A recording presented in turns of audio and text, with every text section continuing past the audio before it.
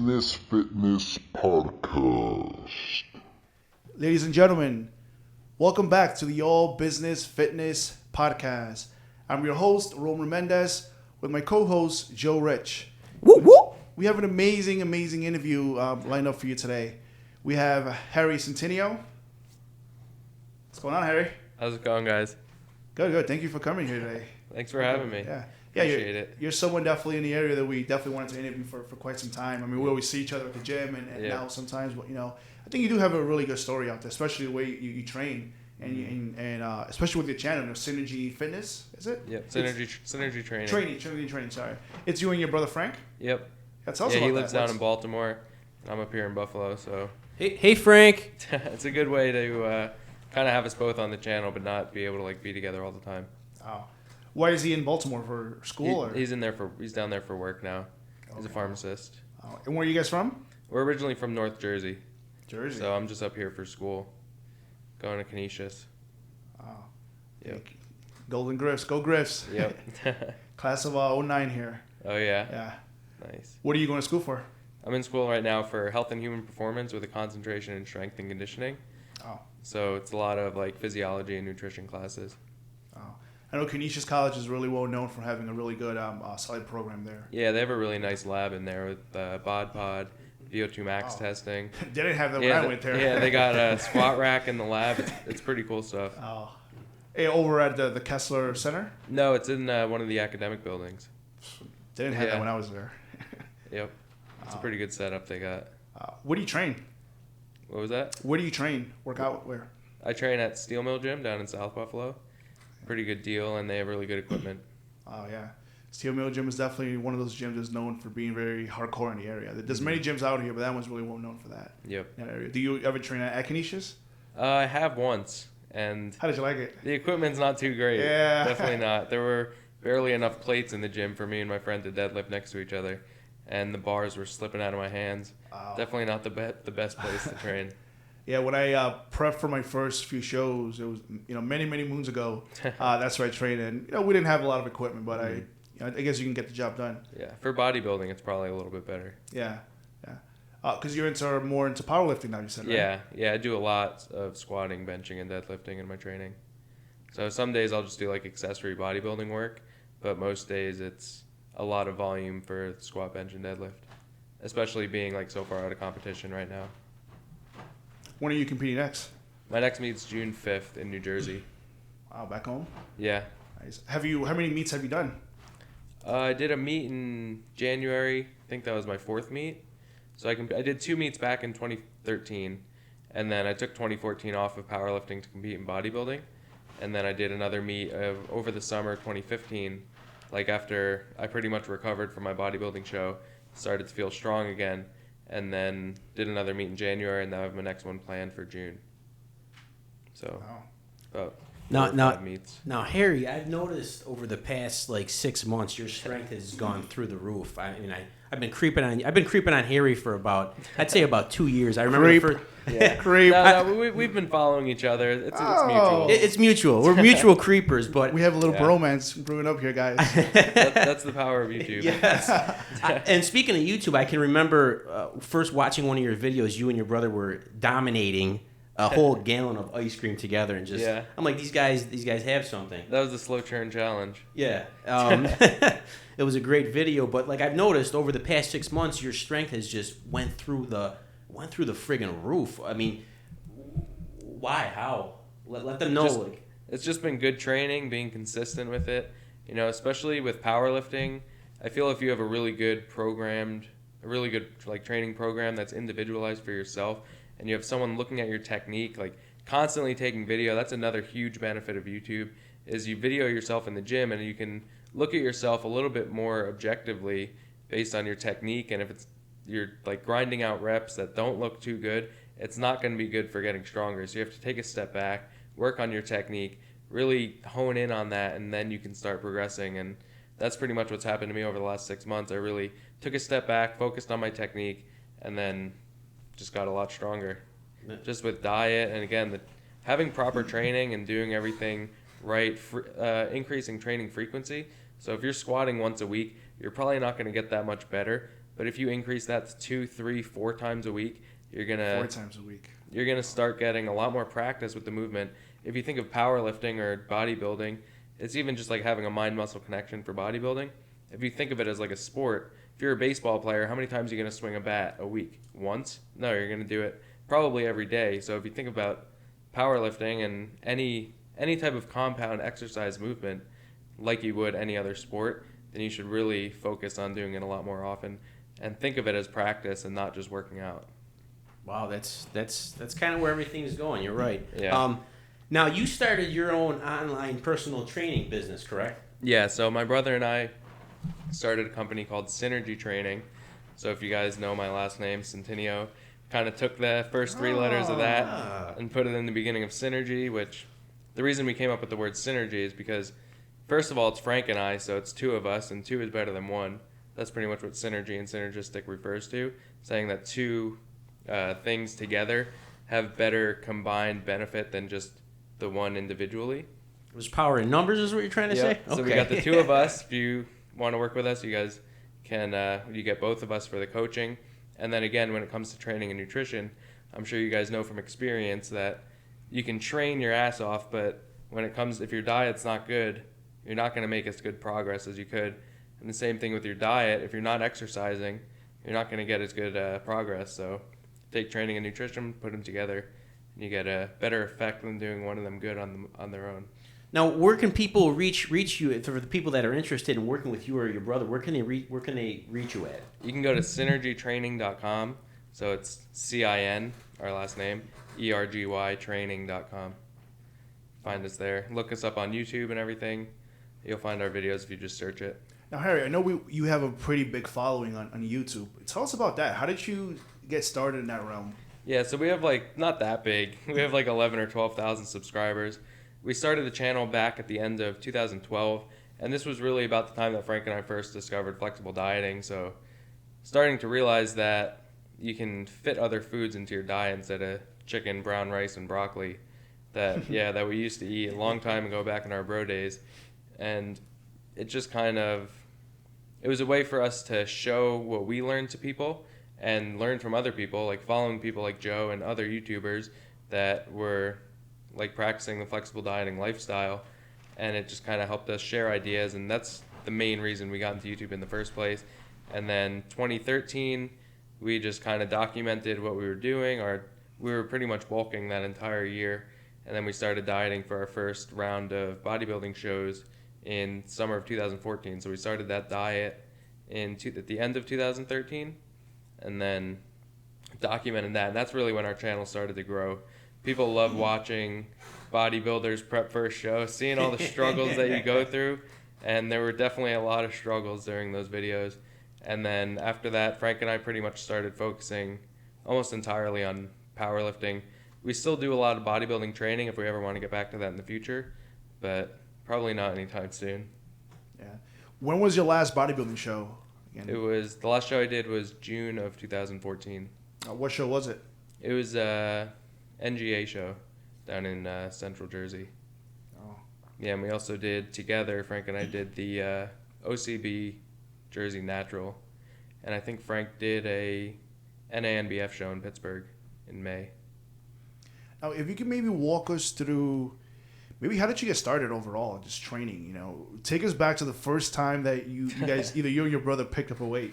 Yeah, so it was probably when I was 14, a freshman year in high school. My dad, going back to my dad, he was training pretty much since high school. He played football in high school, and then he got into bodybuilding after that. He did a few online contests that they have probably through bodybuilding.com or something, if whatever there was back in the 80s and 90s. And then he took me to the gym. He used to train at a Gold's Gym, so he took me there back when I was 14. And I never really got into it just because you can't really force someone into fitness, which I'm sure you guys know. No. Yeah. Trying to get people to start working out, they just don't want to do it. And then probably when I turned 16, so this was 2008, I started actually getting interested myself in training. So a gym opened up right by my house, which was really nice. I joined there, and I was probably going a few times a week. I remember I was doing something similar to a lower push-pull program, which is probably a really good program to start out on, as opposed to just hitting each muscle group once a week. So I was really happy that I did that, but I was always like a chubby kid growing up, so my diet was probably not good. Just on days I trained, I probably just didn't eat as much just because I wanted to lose weight. So it probably wasn't ideal, but I still made good progress over the first, I guess, like 4 years of training before I realized that I should be on a better program and discovered flexible dieting. Harry, I want to know what grinds your gears. What pisses you off the most in the gym? What aggravates you? Or just about the fitness industry in general? That's one of the reasons that I joined Steel Mill when I came here. Okay. And one of the reasons why I stopped going to that gym by my house. Just because there's so many people that don't know what they're doing, wasting your time and wasting their time at the gym, especially at most gyms where there aren't that many squat racks. People are doing stupid stuff in there, and being someone who wants to go in there and squat heavy, it's just you have to wait for them to finish doing whatever they're doing, which is usually just a waste of time.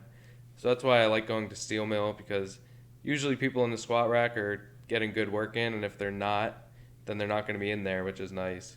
So I never really have to wait there.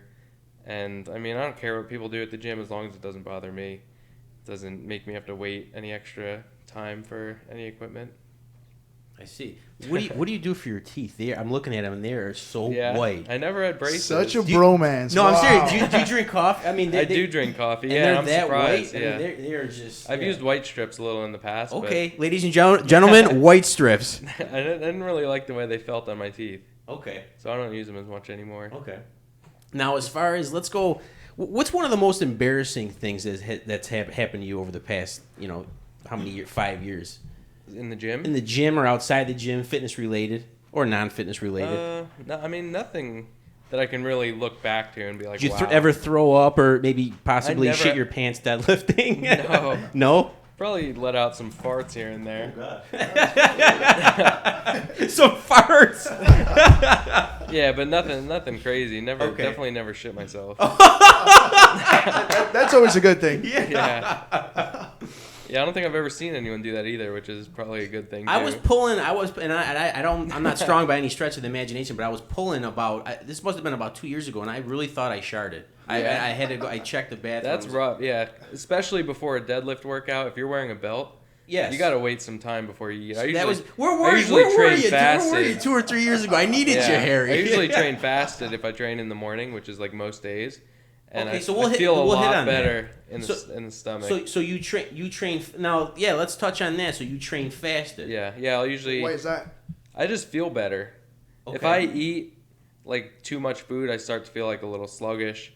Could just be the effect of like digestion, because your gut needs blood obviously to digest food, so it doesn't have as much blood to shuttle to your skeletal muscles, and that's one of the reasons why I feel a lot better, I think. I mean, sometimes if I eat before, like, it doesn't bother me that much, but especially if I'm doing like a heavy squat or deadlift workout and I'm going to be wearing a belt, it kind of helps to have my stomach a little bit more empty for that. So do you backload heavy the night before or anything? Like, let's say it's just you. Yeah, no.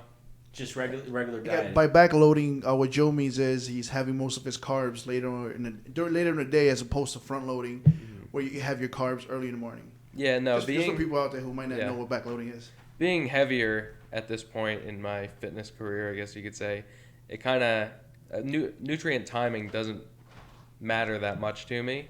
So I could go like probably 12 hours without eating and still feel good. Whereas when I was a lot leaner, if I didn't eat for a while, I would just be dragging, feeling like crap. My mood would be crap, be treating everyone like shit around me, which I'm sure you guys know that feeling when you get really lean. Yes. So being a little heavy, like, I've been 200 pounds pretty much since the beginning of high school, when I said like I was a little bit fatter then, and this is like my natural body weight. This is where I feel best right now. I'm like 205, and I just feel so much better in and out of the gym. Now do you have something? What was your competition weight? My lowest weigh-in I think was 163, and my stage weight was 165. Now you said you treated people like shit. Yeah. Hey, Okay. I'm sure you guys know that feeling. I do know the feeling. It's rough. That's the one thing. That's the one thing, and the only thing that I hate about contest prep is you kind of put push people off or maybe push them away or Yeah. maybe you're very short with them. I'm sure. Yeah, I mean, it's such a selfish sport. Oh God, is You know, it? you focus entirely on yourself. You're always looking in the mirror. You know. Did I you mean- get depressed afterwards a little bit after the show? Because your mind is so focused on one thing, and then You have what? no more goal. You have no more I goal. think like really getting back into powerlifting after that was a big help. Okay. And obviously, I didn't rebound that bad. Like it took probably like 6 months for me to gain back those 30 or 40 pounds. But constantly getting stronger and knowing that the food I was eating was like helping me get stronger, that was a big psychological benefit to me. If you could, I know you mentioned the struggle while prepping. And this is something I actually had a conversation with one of my clients yesterday. I'm not going to mention her name, but she knows who she is. But you know, I think especially this happens a lot with competitors when you're close to the show and you are lean. One day you look in the mirror and you're thinking, "What am I doing? I'm so overweight. I'm not going to be ready." By lunch, you're like, "Wow, look at how lean I am." By dinner, again, you're saying, I'm not going to be ready. What am I doing? I'm not going to compete. And it's a constant cycle every single day. Did you go through that when you were prepping? Yeah, definitely. And there's really nothing you could do about it. Competing in any physique sport is going to cause some sort of body dysmorphia, I think. But it's in a good way sometimes because you can be a little bit more objective with yourself looking in the mirror. But also you always know that you can be better. And especially when you're dieting hard, you get really flat, and it kind of masks how you really look. So once you fill out, you're going to look 10 times better, really, and get a lot more vascular. Especially when you're in the gym, you're not getting a pump, and you don't feel good physically, and it doesn't help your psychological state. But again, if you kind of look at the process a little bit more of that you're doing it right, and this is what's supposed to happen at this point, because you're going to be flat if you're losing weight and you're getting really lean. So you have to understand that it's all part of the process and that it'll all pay off in the end. I like that. I like that a lot. Now, Harry, I creep on you. Who do you creep on in either the YouTube world or like the this is overall fitness industry? Is there anyone that you idolize or model yourself after? I think that we should take this a little bit in like steps because when Okay. I first got into the YouTube fitness community and stuff, this was probably like the beginning of 2012, maybe 2011. I looked up to a lot of the guys who are like preaching flexible dieting. So obviously guys like Matt Ogus, who looked versus Chris Jones. Was that the versus Chris Jones era? Yeah, that was like 2013. Oh yeah, let's go. Okay. Have you seen Matt Ogus lately though? That dude looks Yeah. stupid. Talk Crazy. about. I mean, that's nuts. Yeah. So I've been following him for probably as long as you have, like 2011, 2012. Matty Fusaro comes to mind. Just one of the people who puts out really great informative videos, puts out vlogs, and he's very relatable to someone else in the industry and someone I really like to follow. Christian Guzman was one of the guys I always looked up to. He was a cool kid. I met him a few times. I think I met like all these guys a few times at expos and stuff. And that was pretty much, like Chris Jones, Vince G. What about original Physiques of Greatness. The swole nerd, yeah. Yeah, no, that was a good channel back in the day. It was. Brandon Campbell, I gotta give him a shout out. He's one of the best guys on YouTube, I think. What about the online coach? You like him? Yeah, he's good. He's a little bit harder to relate to just because he looks insane all the time. He looks stupid 24/7, 365. Online Always coach, shredded. bravo. And so full, too. Yes. He never, even when he's dieting, he never looks flat. Yes, correct. Okay, so those are go ahead. Now, since I've transitioned a lot more into powerlifting, Brandon Campbell still comes to mind because he does flexible dieting when he's, I don't know if he tracks all the time, but when he's like losing weight, he'll use flexible dieting, and he's always been big on powerlifting. Follow guys like Garrett Blevins and Ben Rice. They just come to mind because of Brandon.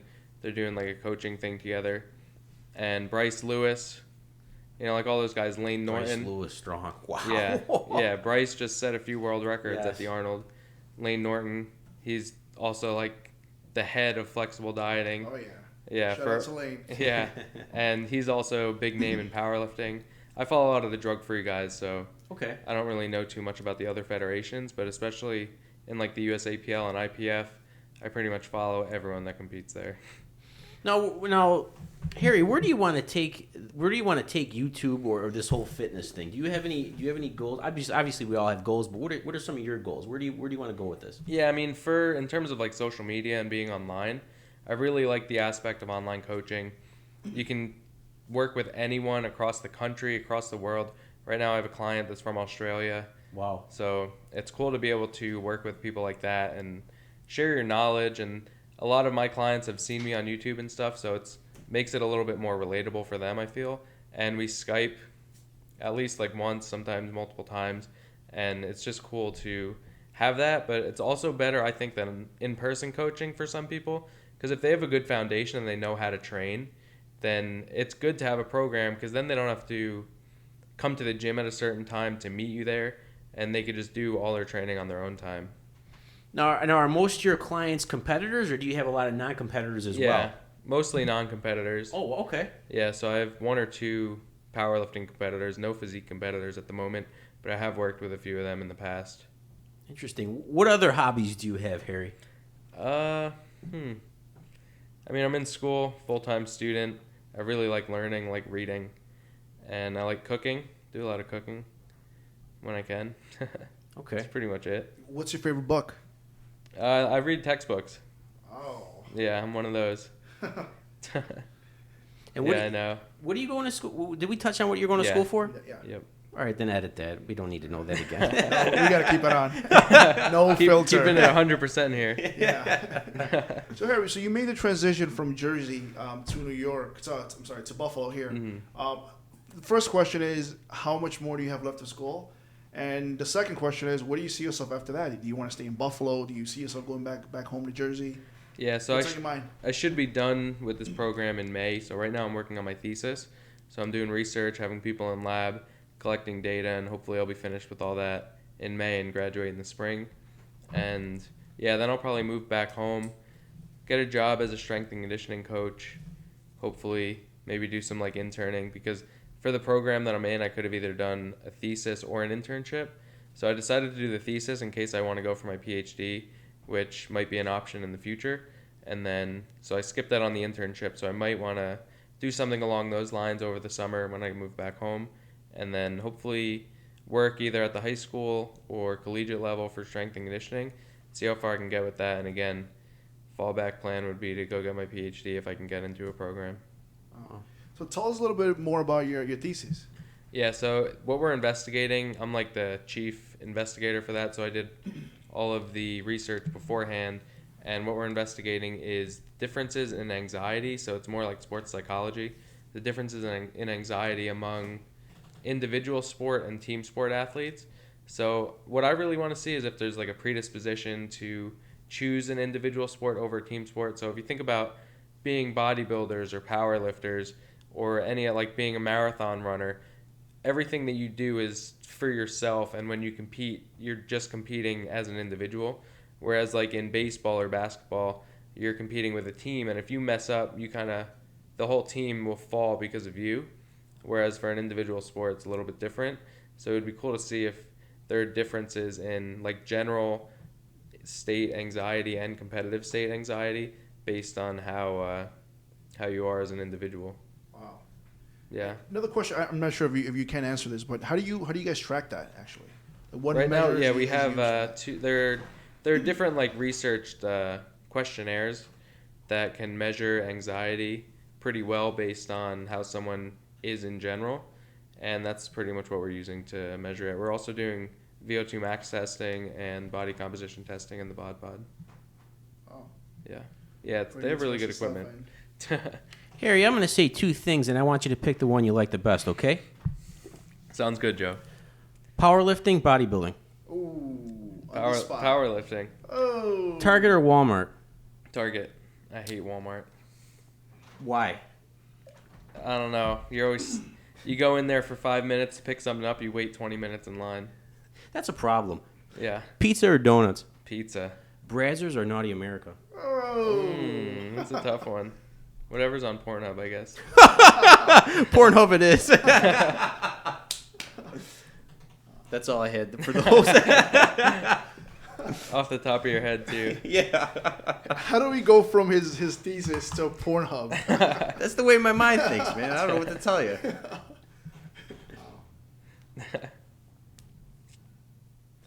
So what do you guys have coming up in the future? Any shows that you got planning or that's a expos? question now. Oh, he's interviewing us I know now. you guys. I went to the DFAC Fall Fest that you guys had in Buffalo, and you guys mentioned something coming up in the fall. Yeah, Next we fall. do. It's well, first we have our spring show. It's a DFAC Buffalo Natural Springs Fest on April 9th. What's that? That's like 4 weeks. 4 weeks out. So today is March 13th. So we are 4 weeks out. But we are also planning, and this is going to be huge, especially here in the area of Western New York and New York in general.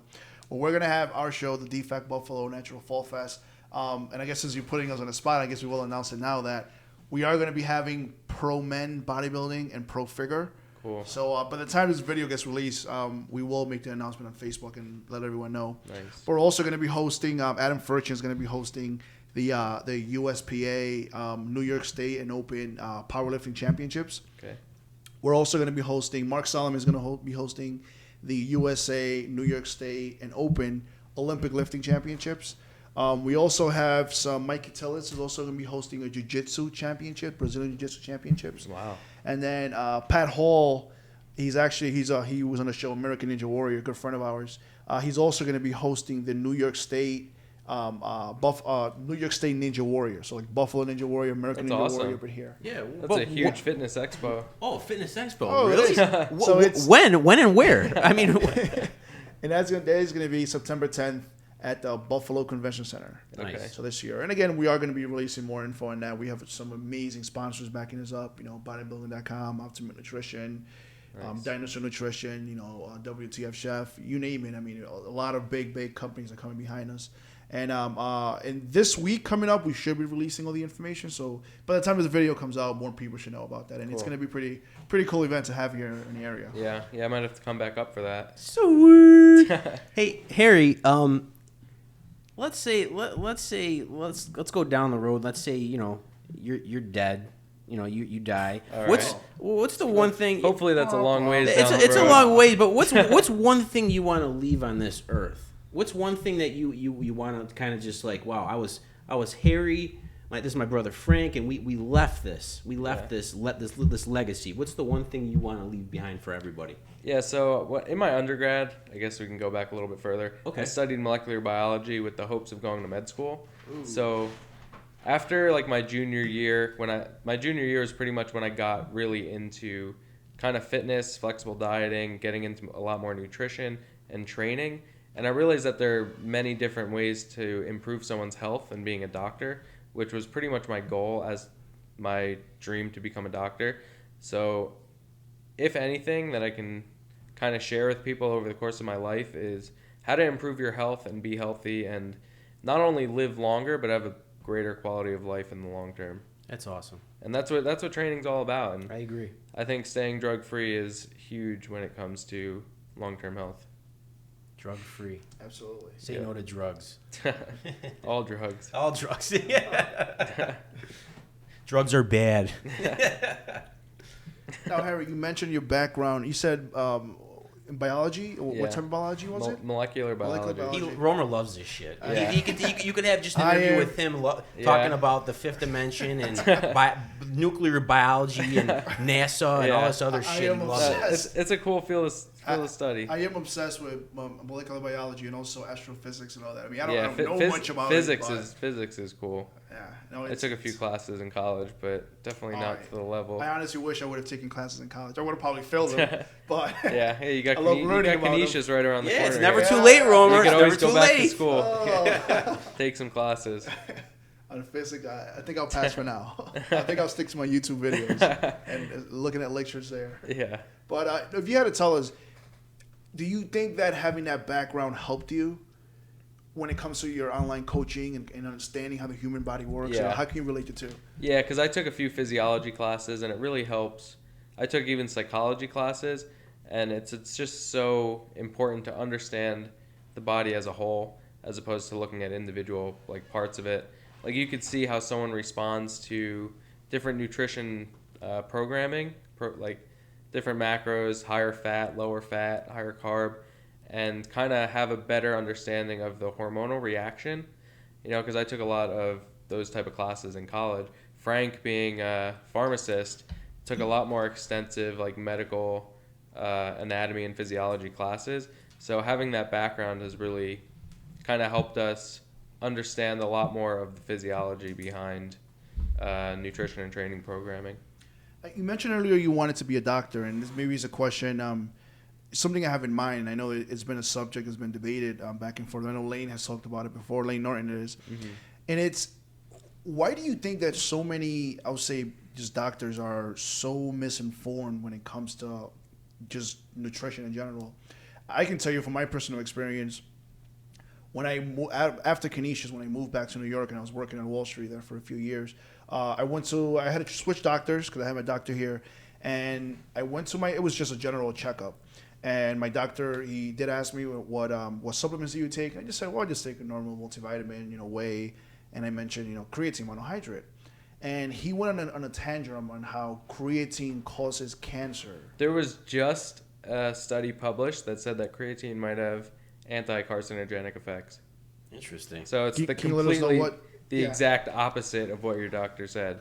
This is new research. So anti-carcinogenic just means kind of protects you from cancer, and it's just pretty interesting to see how even research and science, different data comes out all the time that kind of suggests the opposite of what's currently believed.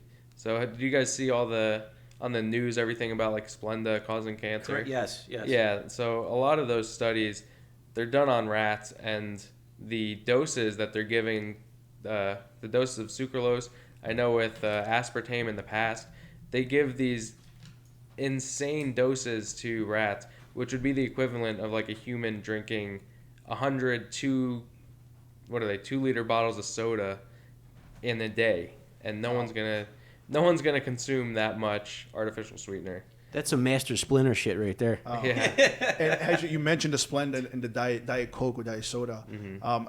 I've been having this debate with a few guys at work where they say that, obviously they don't know much, but they're claiming that Diet Coke kills you, Diet Coke gives you cancer. Now, how does this What doesn't these days? Yeah.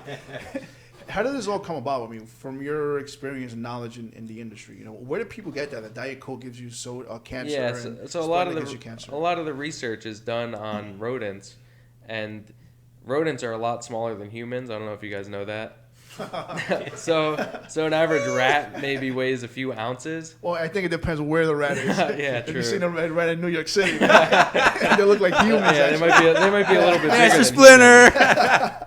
But the doses that the researchers are exposing the rats to is just so much different than what a human would have.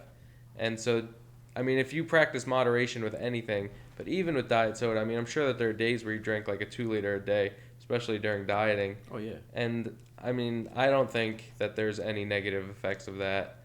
And, I mean, as long as you don't do it every day and you have some sort of balance in your life, which you should with everything, then there's really nothing to worry about. So you mentioned earlier the amount of the artificial sweetener that they were given to the rats. What would that equate to in Diet Coke again? Yeah, so I mean, I'd have to look at the exact studies. I'm sure that there are many of them, and there are some review articles on it. But most of the time, it's equivalent to just an insane amount. Like I said, I think it said 102 liters of diet soda a day for a person. I don't even think you could fit that much liquid in your body in a day. I feel like someone would drown in liquid before you died from that. So every chemical, including water, has a certain toxicity level that if you have too much of it, it'll kill you. So, I mean, if you drink too much water, it's lethal. Oh, yeah. It's the same goes for artificial sweeteners and pretty much everything. If you consume an excessive amount of it, it's probably not a good thing.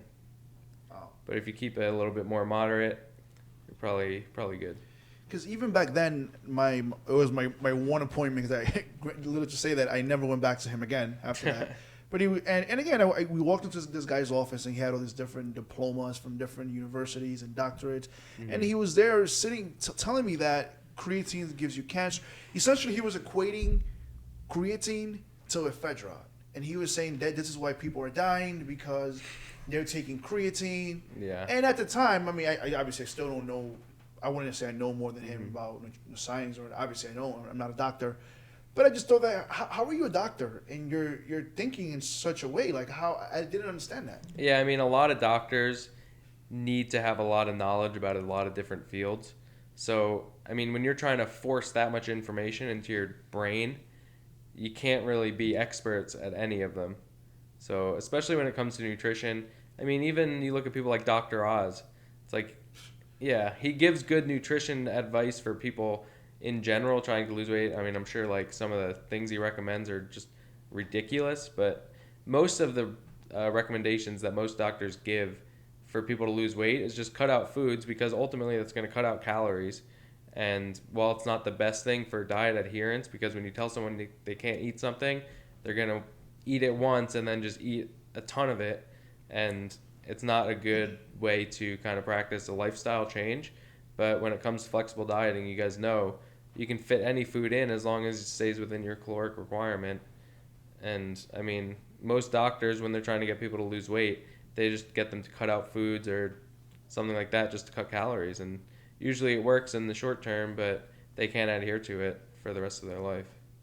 Moderation, baby. Yep. Moderation. So, Harry, you said your hormone levels. Now talk about 2 weeks out, hard-ons. They just like go away. I mean, did that happen to you? He just went there. Yeah. I had to go there. I think it happens to everyone. That's I don't like that. Yeah, at I mean, all.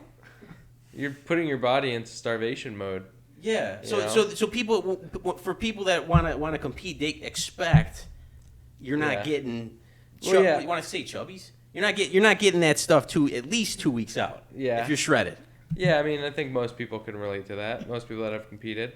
But the thing is, a lot of people see bodybuilding as like the epitome of being like healthy. All the dudes on stage, you are not healthy. No. Being that lean, you are not feeling good. You're looking good, but you don't look healthy. Being that lean isn't natural for anyone. So these people that like follow these guys on Instagram and yourself on YouTube, this a lot of this fitness thing is an illusion. You might look awesome, Yeah. but you're really, like you said, you're very Yeah, that was something I really tried to highlight during my like posts on Instagram during that time. You did. I remember one of your videos. You were you were on a beach. I think it was after your show, and you rambled, and that was one of your best videos. Yeah. I don't know what the title. Yeah, of it was the last one of my Contest Pro series. For you guys that don't know Harry, go to his channel and just watch that video. It was awesome. Is what I can say. It'll open your eyes a little bit. Yeah, you don't really see that. There are some videos out there that people have posted on YouTube and like just randomly about the real struggles of contest prep, and that was really what I tried to highlight in my video series, and my brother did too. It's not always pretty, and most of the time it's not pretty at all. And I think that's why you're doing so well, is because you and your brother Frank are real. Like there's no beating around the bush. You guys say what you feel, and you do what you like, and both you guys are just real people. Yeah, and I don't think it's necessary to have competed to coach someone to a competition, but it definitely helps understanding the psychological aspects of it. I agree. But 100%. everyone's different. My brother is like 180, or he was like 170, 180 pounds like his whole life before he started lifting, like in his adult life. And so him dieting down to 170 wasn't as bad as me dieting from 200 to 160. Different macros, I take it, correct? Yeah, different macros. Totally and different. Just being that far away from where I feel most comfortable, it was my entire mind changed. Like I didn't even feel like myself for a long time. Yeah, that'll get you every time, especially if you have a significant other too. Yeah. Did you at the Do time, you? or do you? Yeah, I did at the time. Yeah. Okay. Now you're Yeah, single. it was tough. Yeah. There you go, single. ladies. Harry's single. Ladies, hit up the Harry man. Yep. Single and ready to mingle. Yep. Or apparently Joe has a little bromance with him here. So Yeah. Hey, you never know. I do. You never know. not gonna lie, I'm a little jelly here. Should I bring you your final rose like in The Bachelor? You're out. Gentleman Joe, it's the final rose tonight. Are you ready? It's a Bachelor reference. All right, this Bachelor thing's now. getting weird. He's feeling uncomfortable. No, I'm good. Okay, he's fine. I'm feeling weird. I'm just here having fun. So, is there any last thing, Harry, you want to tell the people out there that see this interview? Don't take anything too seriously. I think that's a good place to start. Just if you're trying to get into fitness or if you've been in it for a while and you want to make some changes to your diet, to your training, just take everything slow. There's no need, unless you're going to be winning gold medals in the Olympics or in international competitions, there's no need to be aggressive with anything, with your diet, with your training. Just take things slow, stay healthy. It's a big thing in powerlifting too, is people will, like I've mentioned earlier, increasing frequency is huge, increasing volume. But if it gets to the point where you're injuring yourself, it's not going to be good for long-term success and long-term health. Another plug, Harry. Where can these people reach you? Yeah, so if you just look up on Google Cinergy Training, The prospects. Cinergy Training, you can find us on YouTube. You can find our website. It's just cinergytraining.com.